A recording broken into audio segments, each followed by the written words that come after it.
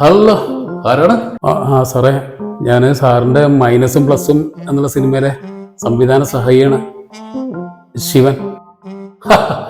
പറ ശിവ, എന്തിനു വിശേഷങ്ങളൊക്കെ? വേഗം പറ, വേഗം പറ, വേഗം പറ, ഞാൻ കുറച്ച് തിരക്കിലാണ്. അല്ല സാറേ, വിഷു ഒക്കെ ആയില്ലേ? ഓ, വിഷു ഒക്കെ ആയില്ലേ? അപ്പോ ഹാപ്പി വിഷു. അതല്ല സാറേ, അപ്പൊ വിഷു അല്ലേ? അല്ല, പടത്തിന്റെ കുറച്ച് പൈസ ബാക്കി തരാണ്ടായിരുന്നു. ഓ, ഇങ്ങോട്ടോ അതോ അങ്ങോട്ടോ? ഇങ്ങോട്ട്.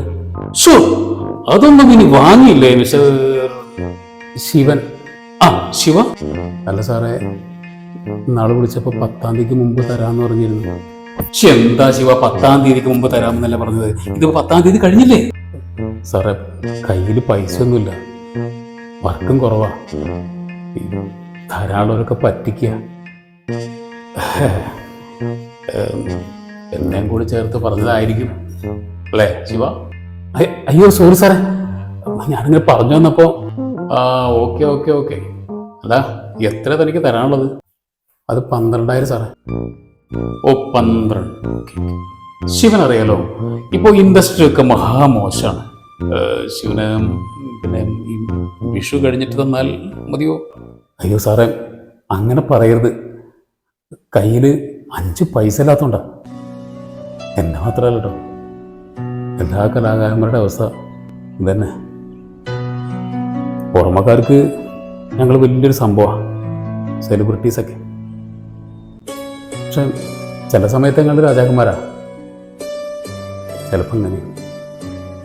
പക്ഷെ ഒപ്പമുള്ള കലാകാരന്മാർക്ക് എന്തെങ്കിലും പ്രശ്നം വന്നാൽ ഞങ്ങൾ ഉള്ളതെന്ന് എടുത്തിട്ട് സഹായിക്കും. ഇല്ലെങ്കിൽ കടം വാങ്ങിയിട്ടാണെങ്കിൽ സഹായിക്കും. ഇതൊക്കെ എന്തിനാണ് എന്നോട് പറയുന്നത്?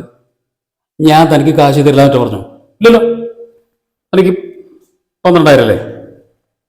12,000-ത്തിലൊരു ഇതാ തൽക്കാലം ഇത് പിടി.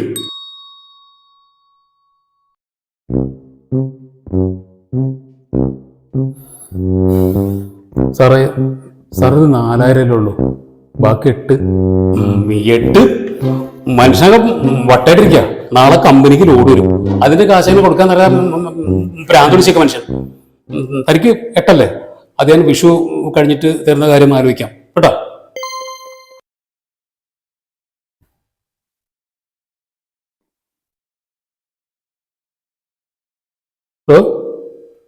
താനത്ര 4 തിരിച്ചേച്ചേ.